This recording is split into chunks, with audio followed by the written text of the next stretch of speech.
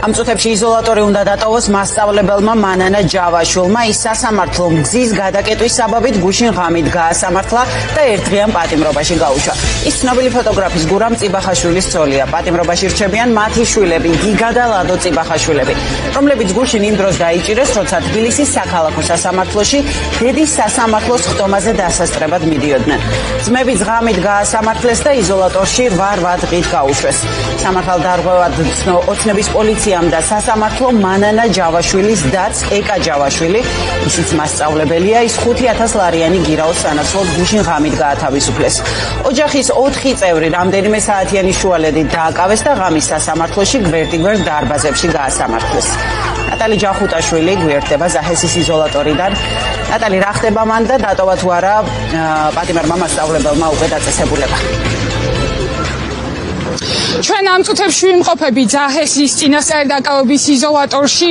სულ რამდენიმე წუთში უნდა დატოვოს ეს იზოლატორი მანანა ჯავაშვილმა, ცნობილი ფოტოგრაფის მეუღლემ და ასევე უახლოეს წუთებში ამ იზოლატორს დატოვებს აქციის კიდევ ერთი მონაწილე შალვა კოლღუაშვილი, რომელიც ასევე გზის გადაკეტვის საბაბით ჯერ კიდევ 6 დღის წინ გამოამწყვდიეს ამ იზოლატორში. აქციის ორივე მონაწილეს ბრალად ედებათ, როგორც უკვე გითხარით, ხელოვნურად გზის გადაკეტვა და გურამ წიბახაშვილის ოჯახის 4 წევრი გაასამართლეს გუშინ. ჩვენ შეგვიძლია მასთან დავიწყოთ საუბარი. ბატონ გურამ, თქვენი ოჯახის 4 წევრი გაასამართლეს გუშინ. თქვენი მეუღლე რამდენიმე წუთში დატოვებს იზოლატორს. თქვენი 2 შვილი რჩებიან იზოლატორებში. მათ 8 დღიანი პატიმრობა მიუსაჯა გუშინ მოსამართლემ. რას ნიშნავს თქვენთვის ეს ყველაფერი? აი, როგორ შეაფასებთ იმას, რომ ხელოვნურად გზის გადაკეტვისთვის ადამიანებს ამწყდევენ ციხეში? ის რა არის, ფიქრობ, რომ ეს ჩემთვის მოსალოდნელი იყო, ანუ გზის გადაკეტვაზე ვიცი, რომ ეს იქნებოდა და მათაც იცოდნენ, რომ ეს მოხდებოდა. უბრალოდ ზუსტად მაგას აპროტესტებენ ისინი, რომ ეს ყველაფერი არ არის ნორმაში, რომ გზის აი ეს ახალი კანონები, რაც რამდენი ხანია უკვე 1 წელიწადია ახალი კანონებს იღებენ და იღებენ. განხდებით იმაზე, რომ რეპრესიული და დრაკონული კანონებია. ყველა სახელმწიფო უნდა ცდილობდეს, რომ სახელმწიფო იყოს ადამიანისთვის. ეს კანონები არის ანტიადამიანური, მე მგონი, და ეს კანონები არის იმის საწინააღმდეგო, რომ ადამიანი იყოს კარგად. და ანტიკონსტიტუციური, რაც მთავარია, რამდენ პროპორციულია ეს სასჯელი ქუჩის გადაკეტვისთვის ადამიანის ციხეში გამომწყდენია, რომ მე ახლა კანონებში და კონსტიტუციაში ძალიან კარგად ვერ ვერკვევი, მოგეხსენებათ, ალბათ საერთოდ ვერ ვერკვევი, მაგრამ გონია, რომ იმდენად ზოგიერთი ახალი კანონი გამორიცხავს და ეწინააღმდეგება კონსტიტუციურ მთავარ ადამიანის უფლებებს, რომ აი ძალიან უცნაურია. როცა თუ გვინდა, რომ ეს პროტესტი მოიხსნას, თუ გვინდა, რომ ყველაფერი თავის ნორმაში ჩადგეს, კი არ უნდა გამკაცდეს. მე ვფიქრობ, რომ პირიქით უნდა მიხვდნენ რა საპროტესტებს ეს ხალხი და ნაბიჯები გადაიდგას იმ ხარეს და მაშინ ყველაფერი მოწესრიგდება. ყველაფერი ჩადგება ისევ ნორმაში და ეს დაახლოებით იმას გავს, რომ წყალს რომ აქედან მოუჭერ და იქიდან გაჟონავს და იქ რომ მოუჭერ და ყველა ვარიანტში გაჟონავს. უნდა მიუშვა თუ გინდა რომ ეს წყალი განთავისუფლდეს. ანუ პროტესტი თქვენ გჯერათ, რომ შედეგს გამოიღებს საბოლოო ჯამში? ისიც რა პროტესტი არის იმის მანიშნებელი, რომ ქვეყანაში რაღაცა არ არის სწორედ. და ყველა ვარიანტში ვიღაცა მიხვდება, რომ რაღაცა არ არის სწორედ. და ეს რეპრესიული კანონიც რეალურად ქართულმა ოცნებამ ხომ იმიტომ მიიღო, რომ მათი ამოცანა იყო ამ პროტესტის ჩაკვა და მოსპობა, მაგრამ მაინც არ გამოსდით. აი, რამდენიმე კვირაა უკვე ეს ახალი რეპრესიული კანონი ძალაში შევიდა და ადამიანები მაინც აგრძელებენ ქუჩაში დგომას, მაინც ყოველდღიურად გამოდიან რუსთაველის გამზირზე, მაინც კეტავენ გზის სავალ ნაწილს. იმიტომ ზუსტად ეგ არ არის სწორი მეთოდი, რომ თუ აკრძალავ, ის შეწყდება.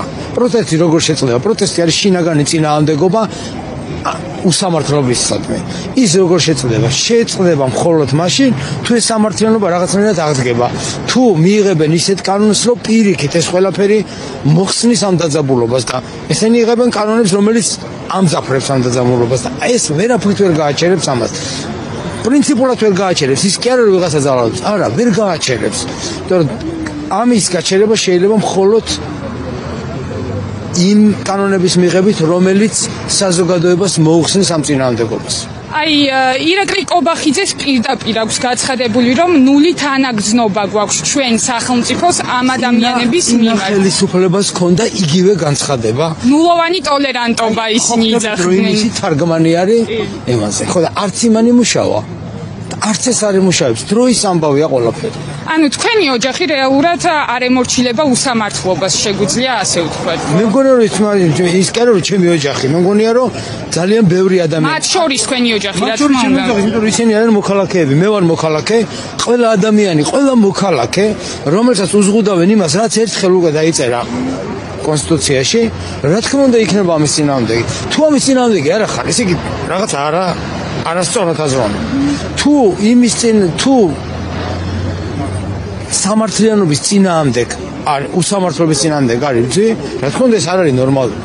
მადლობა ძალიან დიდი. მოკლედ გუშინ თბილისის საქალაქო სასამართლოში გაასამართლეს ფოტოგრაფ გურამ წიბახაშვილის ოჯახის 4 წევრი, მისი მეუღლე მანანა ჯავაშვილი წუთზე დატოვებს ამ იზოლატორს. ჩვენ რა თქმა უნდა ველოდებით მის გამოსვლას და კომენტარს ის გააკეთებს, დარწმუნებული ვარ საჯაროდ. ასევე გურამ წიბახაშვილის 2 ვაჟი არის გამომწყდეული სხვა იზოლატორებში. მათ გუშინ 8 დღიანი პატიმრობა მიუსაჯა მოსამართლემ და აი აქ იმყოფებიან ახლა ამ ოჯახის ახლობლები, მეგობრები. თქვენ როგორ შეგიძლიათ შეაფასოთ ის რაც ხდება დღეს ქვეყანაში, იმიტომ რომ ამ შემთხვევაში მარტო წიბახაშვილის ოჯახი ხომ არ დაუჭერიათ ქუჩაში დგომისთვის.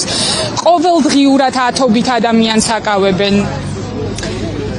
ყოველდღიურად ცდილობენ რომ გვაჩვენონ რომ ჩვენ ვართ სუსტები, ჩვენ არაფრის შესაძლოა გაკეთება არ შეგვიძლია, რომ სისტემა ძალადობს, მაგრამ სინამდვილეში ეს ასე არ არის. დღეს ჩვენ აქ მოვედით სოლიდარობით და ზუსტად ეს სოლიდარობა და ერთად მოქმედება მე გვეხმარება ამის გამარჯვებამდე აუცილებლად მივალ. აი საბოლოო ჯამში მოუწევს ბიძინა ივანიშვილს კომპრომისზე წასვლას, მას ხომ აშინებს ხალხის ძალა. ფაქტია რომ ვერ ჩაახშო პროტესტი. ხალხი მაინც გამოდის ქუჩაში. რას უნდა ველოდოთ სამომავლოდ? საქმე იმაში არის რომ ჩვენ არ უნდა ველოდოთ, ჩვენ უნდა ვიმოქმედოთ და ჩვენ უნდა ვიმოქმედოთ, მაგრამ რას ველოდებით ქართული ოცნებისგან? ჩვენ მე მგონი შეცდომა არის თუ ჩვენ ველოდებით იმათგან რაღაც კეთილი ნება ხანდახან დღემდეც მესმის მაგრამ შეიძლება იძულებით მოუწიოს ხო ოლიგარქს უკან დახევა და კომპრომისებზე წასვლა მან თუ არ კეთილი ნებით არ აკეთებს ჩვენ უნდა ვაიძულოთ და იმისთვის რომ უნდა ვაიძულოთ ამისთვის არის გულსფელი ერთობა არის მნიშვნელოვანი სოლიდარობა და ერთად მოქმედება აი სულ რამდენიმე წუთის წინ აქ მოვიდა გიორგი ბურჯანაძე სახალხო დამცველის ყოფილი მოადგილე ის მხარდასაჭერად მოვიდა ამ ადამიანების როგორც უკვე გითხარით შალვა კოღუაშვილის დატოვებს ამ იზოლატორს სულ რამდენიმე წუთში და ბატონ გიო გითხარით თქვენი შეფასება ის რაც ხდება მთელი ამ პერიოდის განმავლობაში ამდენ ადამიანს რომ აკავებენ ციხეში უბრალოდ იმიტომ რომ ისინი აპროტესტებენ კი ანუ რასაც ჩვენ ხედავთ არის სრული უგულებელყოფა ადამიანის უფლებების იზოლატორებში ისეთი ადამიანების ხედან რომელზეც გაოგნდები უბრალოდ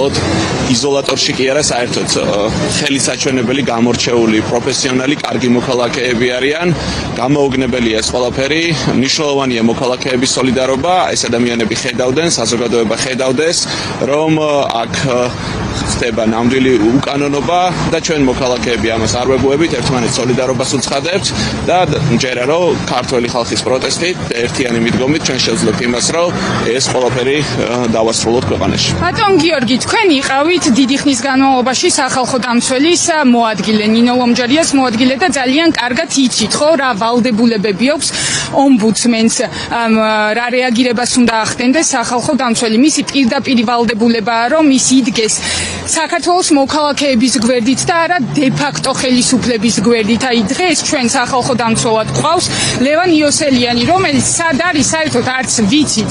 დუმს ლევან იოსელიანი მთელი ამ პერიოდის განმავლობაში ან როცა არ დუმს აკეთებს ისეთ განცხადებებს, სადაც ადანაშაულებს ერთგვარ ხალხს და არა ქართულ ოცნებას, ხო?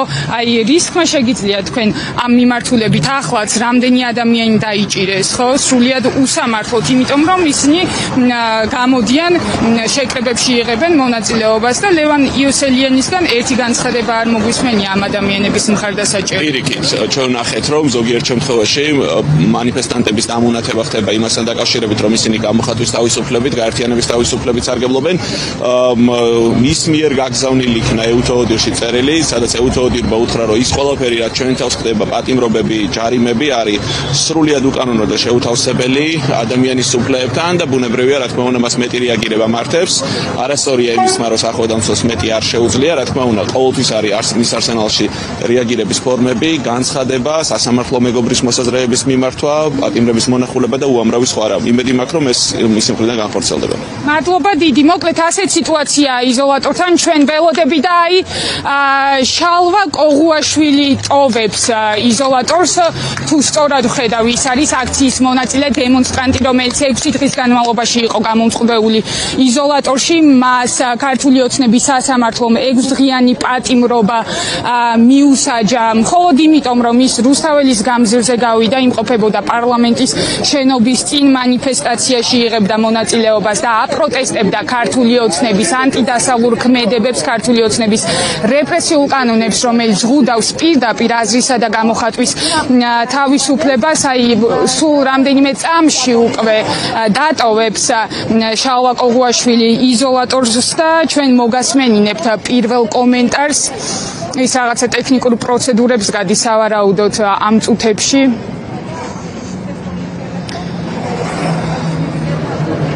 ასევე რამდენიმე წუთში იზოლატორს დატოვებს მანანა ჯავაშვილი, პედაგოგი, რომლის სასამართლო პროცესი გუშინ ჩატარდა თბილისის საქალაქო სასამართლოში. მას ერთი დღე მიუსაჯეს. მისი ოჯახის წევრებიც ასევე იმყოფებიან ახლა იზოლატორებში.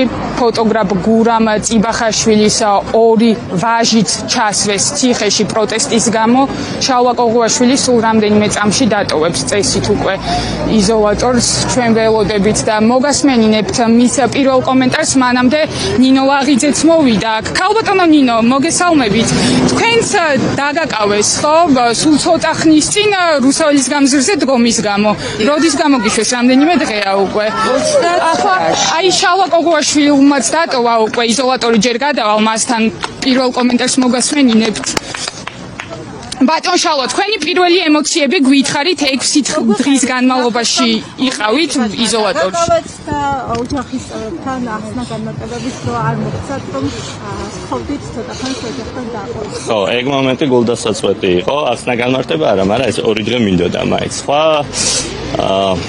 აქ ნორმალური სიტუაცია იყო, რაღაცების ხმა მინდოდა, მაგრამ დღეს 1 საათით მოვასწარე ტელევიზორი შეხედვა და ეხლა გავიგე ქალბატონი აზრას პატიმრობა და აი ეს რაღაცა თან მიხარია რომ გამოვედი რაღაც, მაგრამ აი ხასიათი გამჭირა, აი სიბრაზე მომაწვა ისევე, რომ აი ეს სიგიჟე ისევე მართლა მიფიქრე რაღაცა სხვა რამეს მოიფიქრებდნენ და ძალიან გამიჩუჭა ამ ხასიათს. იმასე იქა თორე სხვა რაღაცების ხმა მინდოდა, მაგრამ არა უშავს დღეს ეხლა ოჯახის წევრებს ჩავეხუტები, მოწესრიგდები, საღამოს ისევე რუსთაველზე ვიქნები. ანუ გააგზელებთ ბრძოლას ისევ, ხო, თავისუფლების. ეს დავდაგდავი. ვერ დაგაშინათ რეჟიმმა, იმიტომ რომ მისი ამოცანა ხომ ეს არის, რომ დააშინოს, დააზაფროს ხალხი, გამოკეტოს სახლებში. ეგეთი ფერი მაქვს ახლა. არა, ცხადია. აი, მაგიტომ რას ეთქვით ქართულ ოცნებას? შეგიძლიათ მიმართოთ ახლა ბიძინა ივანიშვილის რეჟიმს? ბიძინასთან არა, მაგრამ აუცილებლად მიმართავ იმ ადამიანებს, რომლებიც აი ამ ყველაფერს უყურებენ.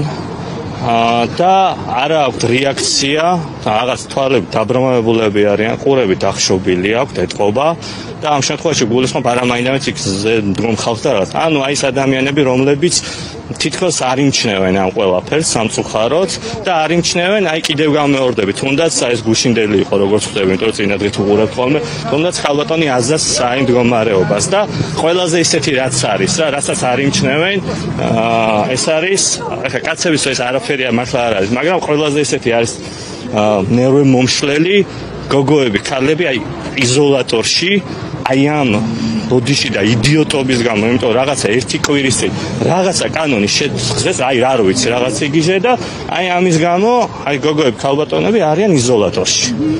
მადლობა. მოკლედ 6 დღიანი პატიმრობის შემდეგ შალვა ყოღუაშვილმა დატოვა ზაჰესის იზოლატორი, რამდენიმე წამში აქედან გამოვა მანანა ჯავაშვილის და ჩვენ დაგიტოვებთ კადრს პირდაპირ ეთერში. მადლობა ნატალი ჯახუტაშვილი გვერდებოდა ზაჰესის იზოლატორიდან.